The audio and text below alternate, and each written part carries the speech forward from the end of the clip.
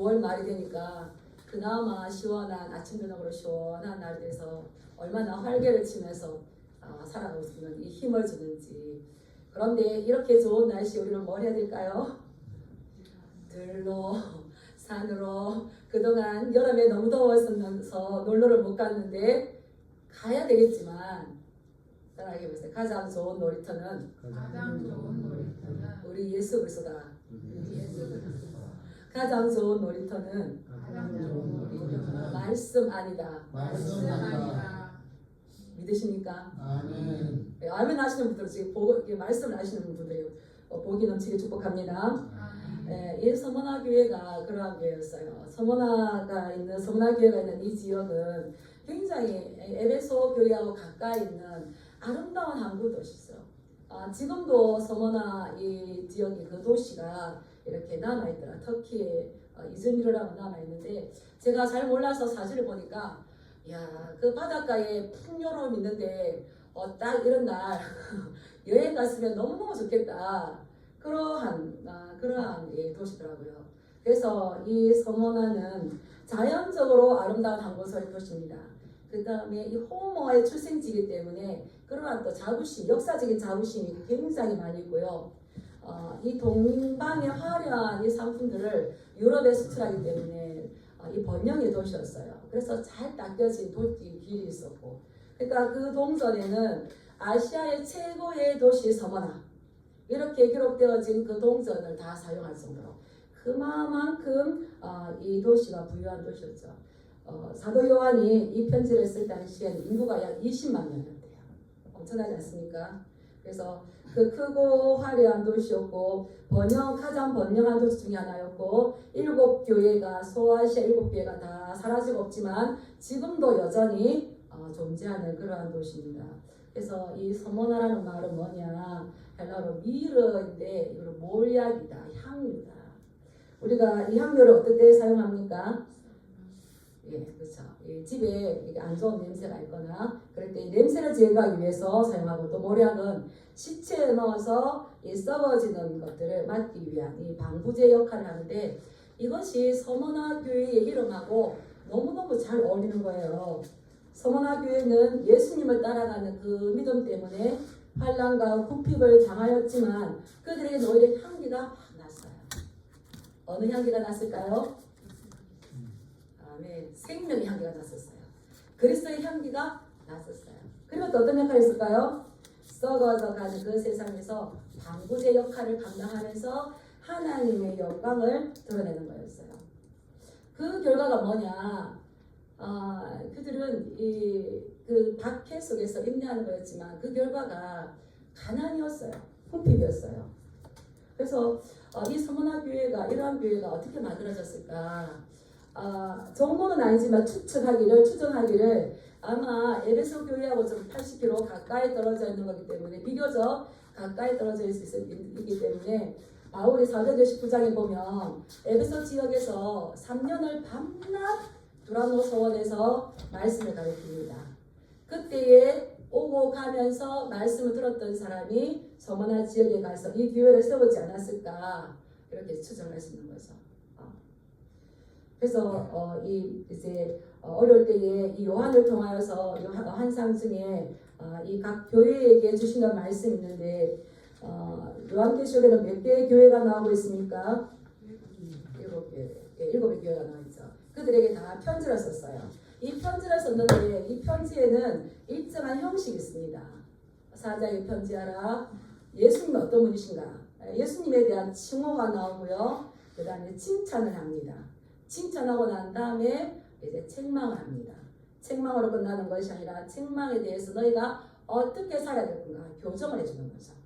교정을 했을 때에는 이기는 자가 될 것이고 교정하지 않을 때는 너희는 불못에 던지리라. 이러한 것이 특징인데, 칭찬만 들었던 소아시아 교회 중에서 7교회 중에서 칭찬만 들었던 교회 있죠? 있죠? 말해보세요. 그렇죠. 오늘 우리가 봤던 서머나 교회, 빌라델피아 교회. 서머나 교회라 이름도 참 많이 있잖아요. 그런데 책망만 받은 교회가 있었어요. 그렇죠. 4대 교회, 9대 교회. 왜 4대 교회가 책망받았을까요? 너희들끼리는 살아있어서 나 잘하는 것 같지만 예수님께서 보시니까 너 죽었다. 책만 받는 거죠. 책만 받으시고. 그 다음에 라우디게아 교회는 내가 부유하다. 나는 부자다. 근데 너는 헐벗었다. 가난하다. 눈멀었다. 하나님께서 예수님께서 그렇게 이제 말씀하신 거죠. 그래서 우리가 이제 이 서머나 교회를 볼 때에 예수님께서 자신을 소개하는 거 한번 살펴보겠습니다. 이 서머나 교회를 어떻게 설명하시는지 우리 8절 말씀 한번 읽어볼까요? 시작. 서머나 교회의 사자에게 편지하라. 처음이며 마지막이요 죽었다가 살아나신 이가 이르시되. 예, 서머나 교회에 소개하시는 예수님은 내가 처음이요 마지막이며 죽었다가 살아난 사람이 살아나니다. 에베소 교회는 뭐라고 합니까? 오른손에 있는 7별을 붙잡고 7금 촛대 사이를 거니시는 예수님. 근데 지금 서머나 교회는 나는 처음이고 마지막이다. 내가 죽었었는데 나는 다시 살아났다. 내가 죽었었다. 전에 죽었었는데 지금 다시 살아났다. 이거는 1장 17절 18절 말씀에도 있어요. 1장 17절 18절 말씀 보면 내가 볼 때에 그의 발 앞에 엎드러져 죽은 자 같이 되매 그가 오른손을 내게 얹고 이르시되 두려워하지 말라. 나는 처음이요 마지막이니 곧 살아있는 자라. 내가 전에 죽었었노라. 이거 누가 지금 보고 있다고요? 사도 요한이 보고 있는 겁니다. 그래서 나는 죽었다 살아난. 그래서 이 사도 요한이 밤모섬에 가서 그 굉장히 힘들 때에 내가 왜 이렇게 힘듦을 당해야 되냐. 그럴 때에 나의 그 예수 그리스도의 그 사랑하는 제자가 예수님이 부활하셨을 뿐만 아니라 승천하셔서 다시 살아있는 모습 그대로 왔을 때에 이 사도 요한은 얼마나 감격스러웠을까요? 예수님을 믿긴 믿지만 보이지 않고 내가 너무 고생한다. 너무 환난과 이분핍이 너무 심하다. 그러는데 내가 살아있는 자라. 내가 전에 죽었을 거야. 십자가에서 무기력하게 못 박혀 돌아가신 그분이 지금 살아계시는 거예요. 내 사랑하는 그 스승님이 살아계신 거예요. 얼마나 감격스럽겠어요. 우리도 예수님을 보지 못하였지만 사랑하는 자들 좀 있습니다. 예, 그래서 두려워하지 마라. 나는 처음이요 마지막이다. 처음이요 마지막이라는 말은 이 전반에는 1장 17절 18절에도 나오지만 후반부에는 22장 13절에 나와요. 그게 말씀을 하냐면 나는 알파와 오메가요 처음과 마지막이요 시작과 마침이다. 그래서 처음에도 나오고 서머나 교회도 나오지만 요한계시록 후반부에도 나옵니다. 나는 알파와 오메가요 처음과 마지막이요 시작과 마침이다. 이제 수미쌍가법으로 처음, 중간, 처음, 마지막에 딱 이렇게 배치함으로 인하여서 요한계시록의 이야기는 어떤 이야기라고요? 처음과 마지막에 관한 이야기입니다. 나는 처음과 마지막이라 알파 오메가란 이 말씀은 시작하는 이도 나요.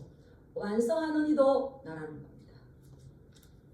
시작과 완성을 마무리하시고 온전하게 완수하시는 분이 누구십니까? 예수입니다. 따라하시죠. 시작도 예수님이시고 완성하시는 분도 예수님입니다. 예, 처음과 끝이 동일하신 분이시죠. 변함이 없으신 분이시죠. 말씀하신 대로 쭉 이어가셔서 완성하시는 분이시죠. 근데 이것은 신약 시대에만 나온 게 아니라 구약에도 나왔어요. 예, 구약에 하나님께서 당신의 언약 백성들에게 자신을 소개하실 때에 이렇게 소개합니다. 이사야 44장 6절 말씀에 보면 나는 처음이요 나는 마지막이라 나 외에 다른 신이 없느니라. 태초의 천지를 누가 만드셨습니까? 하나님께서 만드셨어요. 이 땅에 예수님께서 재림하심으로 인하여서 모든 구원을 완성하시는 주도하신 분 누구십니까? 예수 그리스도. 그래서 신약에서도 나는 처음과 마지막이다. 시작과 끝이라고 말씀하시고 구약에서도 나는 처음이요 마지막이다. 나 외에 다른 신이 없다 했던 것은 예수님도 하나님 똑같이 했다는 두 분이 같은 분이라는 겁니다. 두 분이 동등한 분이라는 거예요. 근데 저는 이게 어릴 때부터 이상했었어요. 왜냐하면 우리 유교 사상에서는 아들이 아버지보다 높아서는 안 돼. 그러니까 아버지는 진짜인 것 같고 아들은 좀 능력이 없는 것 같은데 이런 생각 하잖아요. 그런데 알파와 오메가 되시고 처음과 나중 되시고 예수님도 하나님이시고 동등한 분인 줄 믿습니다. 그렇기 때문에 모든 그 전지전능하심과 능력과 그 최종적인 결정을 하시는 주권은 누구에게 있다는 겁니까? 예수님께 있다는 거죠. 그래서 이를 완수하시고 너희가 지금 힘드냐 너무 두려워하지 말아라. 시작하신 여호와가 이것을 완성하는 분도 나다. 그 안에서 너희는 살아가는 성도들이다. 이 말씀하시는 거죠. 그 두 번째는 나는 또한 죽었다가 살아났다는 거예요. 그렇게 완성하지 못하시고 죽음으로 끝이 나셨으면 아무 할 말이 없지만 우리 예수님은 죽으셨다가 3일 만에 부활하셔서 지금 승천하신 줄 믿습니다. 그래서 죽었다가 살아났다. 이 말을 예수님께서는 굉장히 의도적으로 서머나 교회에게 이 말을 썼습니다. 지금 서머나 교회는 죽을 정도로 어려운 환난과 궁핍을 당하고 있어요. 어려움 막 당하는 사람에게, 병이 걸리는 사람에게 가서 제가 가면 별로 위로가 안 될 것 같아요. 목사님 건강하니까 그렇잖아요.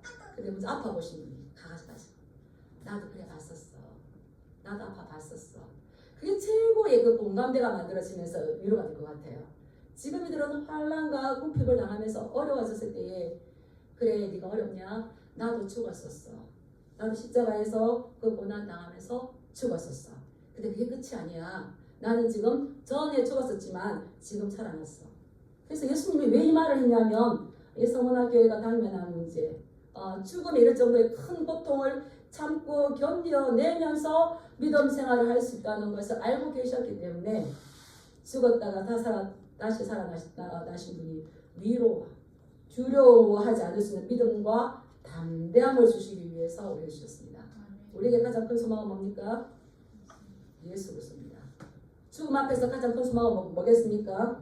하나님 나라 소망, 천국 소망이죠. 근데 그 예수님은 어떤 분이냐? 우리 1장 18절 한번 넘어가서 볼까요? 1장 18절 한 장만 읽겠습니다. 시작. 곧 살아있는 자가 내가 전에 죽었었노라. 볼지어다 이제 세세토록 살아있어 사망과 엄부의 열쇠를 가졌노니. 예수님은 전에 죽었었지만 지금 살아났을 뿐만 아니라 이제 세세토록 영원토록 살아계셔서 무슨 열쇠를 가지고 계신다는 겁니까? 사망과 음부의 열쇠를, 사망까지도 다스리신 분이 누구십니까? 예수님이시라는 거예요. 음부의 권세를 다스리시는 분이 누구십니까? 예수님이시라는 거예요. 그러니까 우리가 이 죽음을, 환난을, 이 고난을 두려워해야 될 필요가 있을까요? 없다는 겁니다. 그래서 우리는 예수님을 믿고 제사함 받고 하나님의 자녀로 거듭난 자는 사망과 음부에 결코 던져지지 않습니다. 이걸 믿으셔야 되는 거예요. 그래서 요한계시록 20장 5절의 말씀 보면 첫째 부활에 참여하는 자는 복이 있고 거룩하도다. 둘째 사망이 그들을 다스릴 권세가 없다고 했어요. 첫째 부활에 참여하는 자는 복이 있다. 첫째 부활에 참여하는 자는 뭐가 있다고요?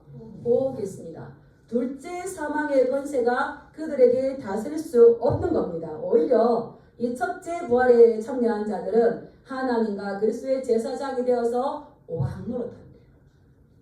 1000년 동안 왕노릇한대요. 그리스도와 더불어서. 첫째 부활이 있으면 둘째 부활이 있는 거죠. 여기서 첫째 부활은 영의 부활인 거죠. 몸의 부활은 우리가 나중에 영의 부활 이후에 같이 가겠지만 첫째 부활은 뭐냐면 따라가 보겠습니다. 위로부터 다시 태어남을 말한다. 위로부터 다시 태어나게 뭡니까? 본 어게인, 중생, 거듭남. 본 어게인에서 중생, 거듭난 자가 나중에 어디에 참여할까요? 둘째 부활에 참여하는 거예요. 둘째 부활에 가서 영원하신 하나님 나라, 새하늘과 새 땅에 갈 때에 둘째 사망은 그들을 다스릴 수가 없어요. 왜냐하면 나의 출석부가 예전에는 사망에 있었어요. 그런데 예수님을 믿음으로 인해서 우리의 출석부는 어디에 있을까요? 하늘나라에 생명책이 있어요. 제가 나는 대한불교 조계종을 공부한 사람입니다. 하여튼 사람 만났어요. 그분이 뭐라고 하냐면 우리가 예수님 하니까 우리도 기록기가 있대요. 기록기가 있어가지고 집사님 같은 거 저를 오래 다녀보셔가지고 있어서 우리의 행함들만 다녀서 와, 저 기록기는 사망의 기록입니다. 저 기록기에 이름이 적혀있으면 어디 갈까요? 지옥 가겠죠. 우리의 이름은 나의 이름은 생명책에 기록되어 있는 믿습니다. 예, 기록되어 있어요. 그래서 이 생명책에 기록되어 있기 때문에 예수 믿고 사망에서 생명으로 옮겨졌고요. 사탄의 나라에서 하나님의 나라로 옮겨져서 사탄의 나라에는 출석부가 없어요. 우리 이름은 생명책에 있어요. 그래서 이 사망, 둘째 사망, 이제 영원한 죽음, 음부, 불못에 던져지는 것은 우리와 상관이 있다 없다? 상관이 없는 거예요. 그런 자들이 이기는 자가 되고, 여기 11절에 보면은 그러한 자가 둘째 사망의 해를 받지 아니하리라. 이 말씀이 있는 거예요. 그렇기 때문에 너희는 어떻게 하지 마라?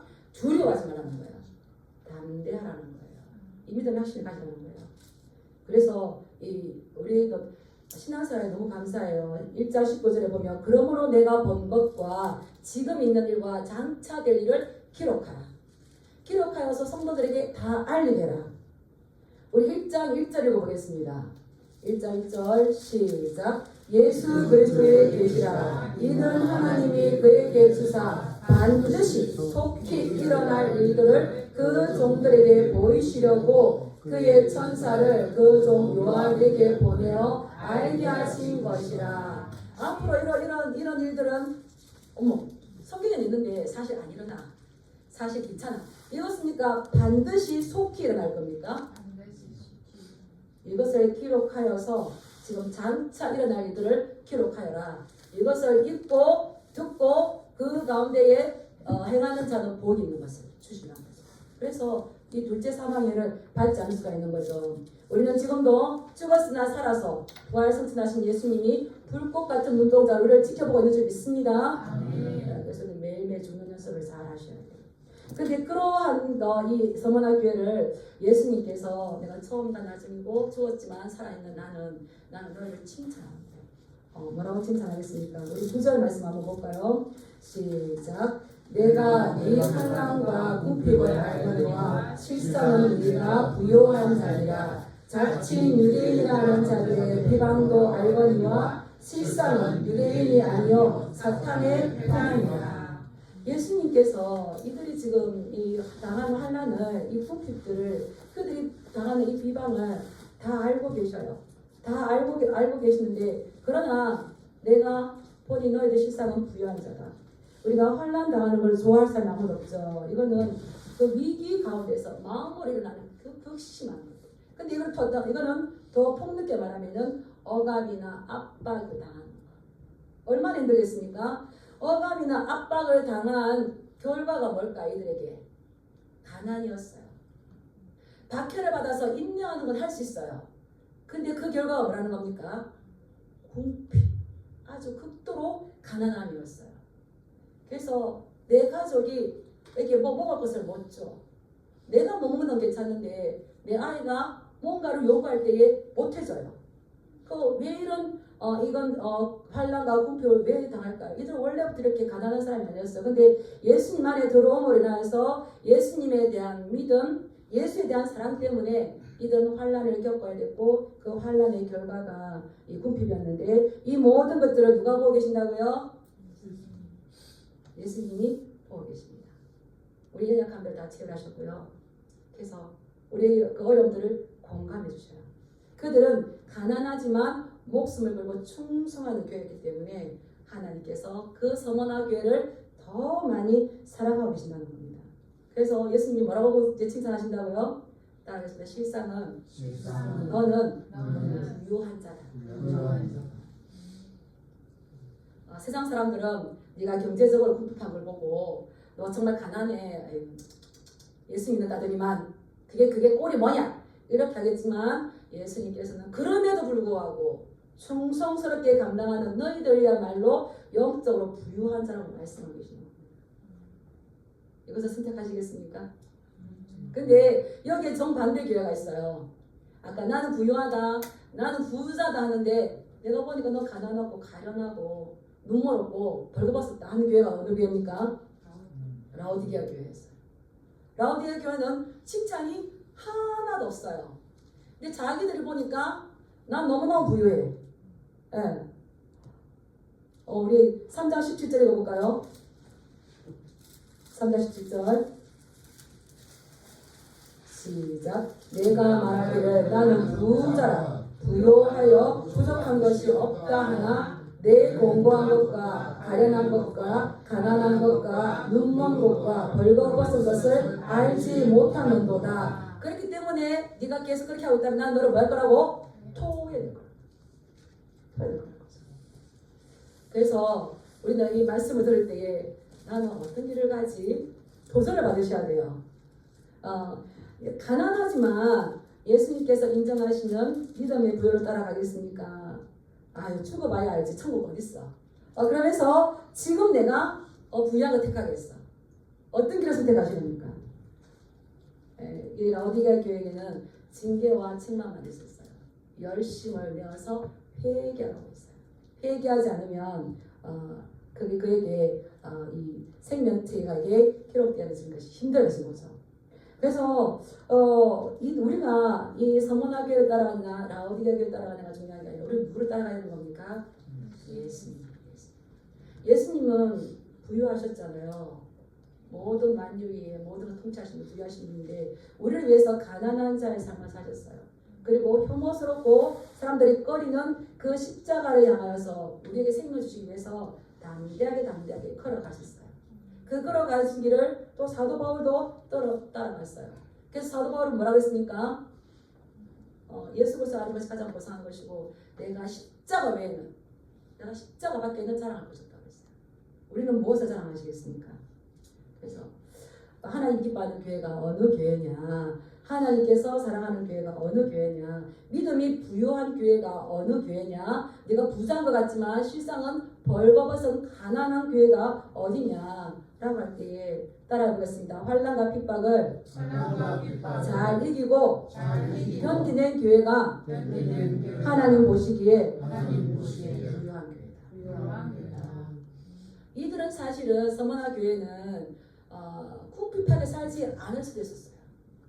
서머나 지역이 어떤 지역이냐면 황제 숭배 사상 지역으로 굉장히 유명했는데 최초의 황제 숭배 도시였어요.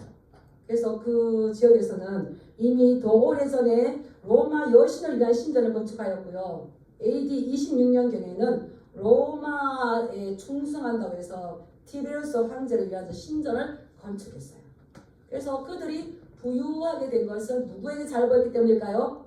로마 정부의 황제에게 잘 보였기 때문에 그런 부유를 누릴 수가 있는데, 근데 대신 이 서머나 교회 성도들이 힘들다는 것은 누구에게 잘못 보였을까요? 황제. 누구를 기쁘시게 하려고? 하나님 기쁘시게. 가서 절만해. 가서 저기 뭐 행사할 때 가서 한번 참여만 해. 그런데 나는 결코 황제를 신으로 숭배할 수가 없다. 나 위에 다른 신을 두지 마라. 나의 황제는, 나의 왕은 내 임금구주 예수밖에 없다. 예수 그리스도가 나의 주시다. 이것을 선포하면서 결코 황제에게 굴복하지 않았죠. 그를 숭배하지 않았기 때문에 이 핍박을 당한 겁니다.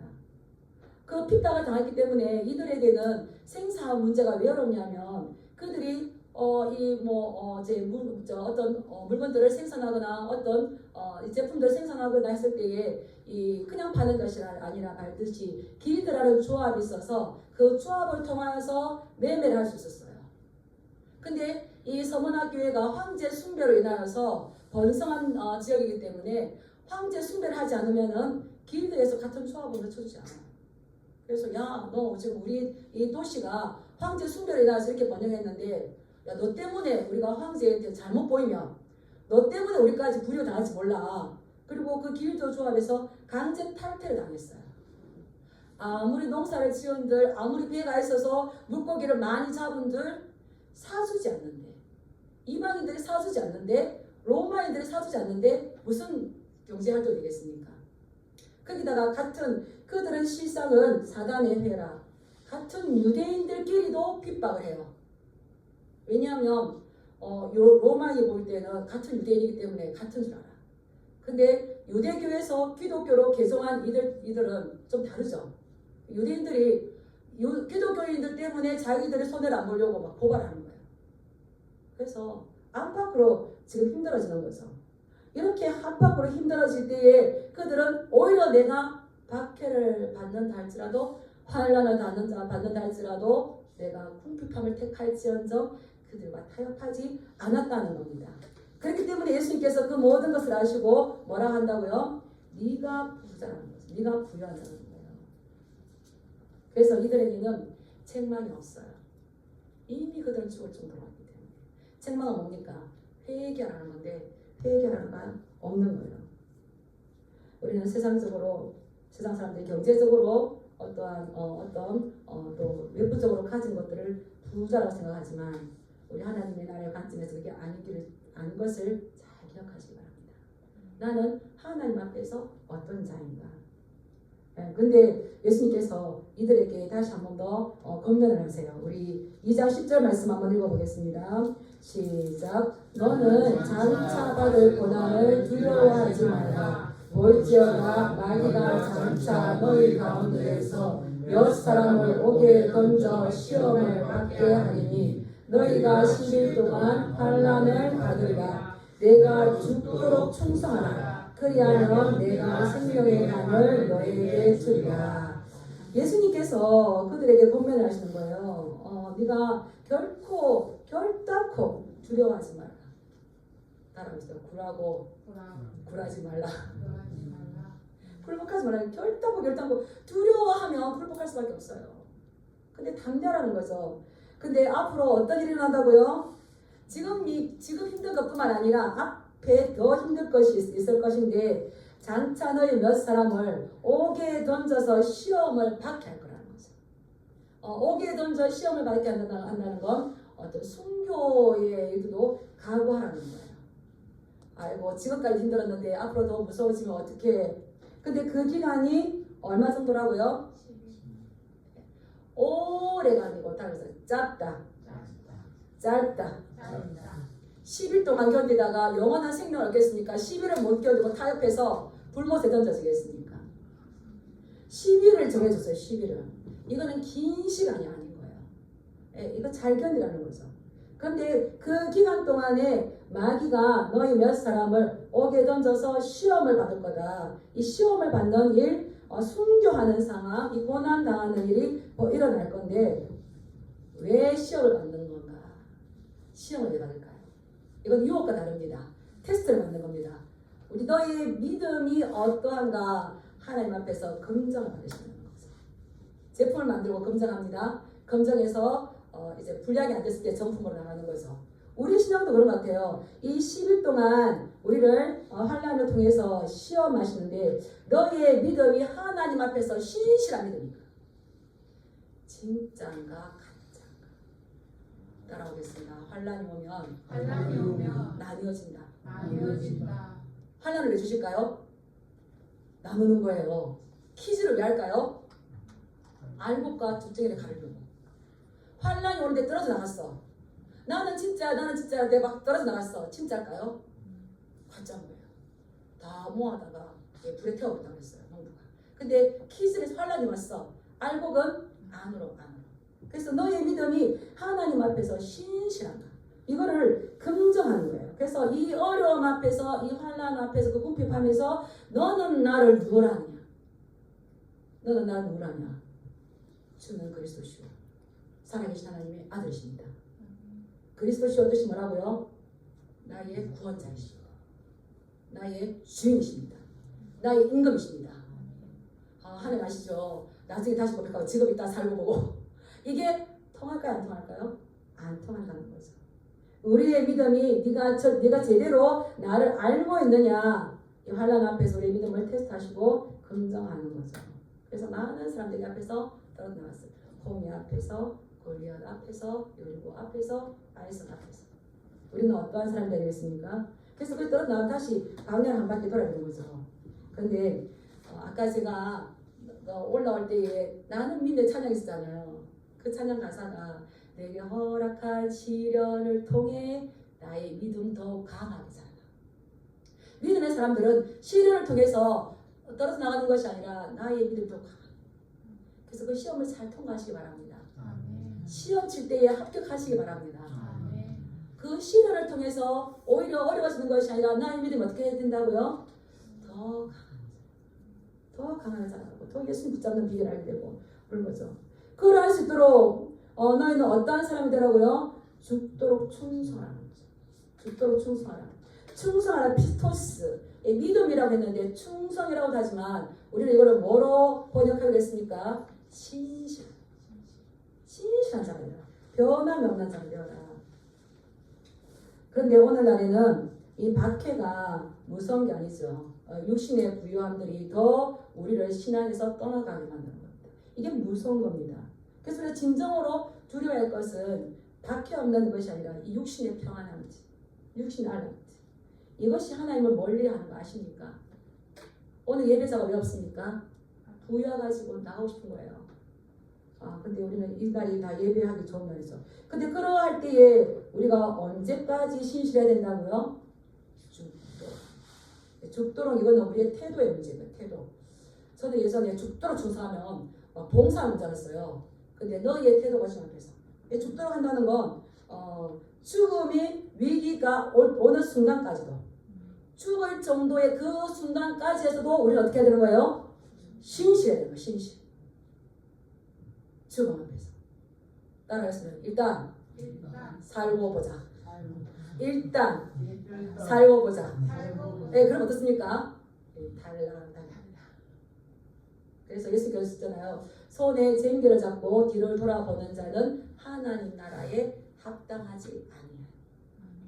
내가 주인 되신 그 예수님을 위해서, 나의 주인 되신 그 주님을 위해서 죽도록 죽는 순간까지 변하지 않고 신실하게 그분이 나의 주인이십니다. 이걸 고백하는 게 제자도의 핵심이에요. 이게 제자도의 핵심이에요. 야곱은 내가 가는 길에 하나님 대동하고 다녀서 정말 하나님 나 빨리 도와주세요. 빨리 도와주세요. 이게 아니었어요. 그럼 잘못된 습관, 나쁜 습관을 고치기 위해서 하나님께서 야곱을 양포강에서 만나시다고 했잖아요. 그래서 지금 여기까지 오신 여러분들을 축복합니다. 지금까지 잘 통과했어요. 그런데 앞으로 장차 여름 동안 너희를 옥에 던져서 시험할 때가 오겠는데 그때도 어떻게 하라고요? 죽음의 위기가 올 때까지라도 신실했을 때에 그에게 하나님께서 둘째 부활을 허락하여 주시는 거죠. 이러한 이 교훈을 받았던 이 서머나 교회이기 때문에 약 70년 뒤에 폴리갑이라는 유명한 순교사를 했었어요. 이 폴리갑은 이 서머나 교회 약 40년 동안의 교회 감독이었거든요.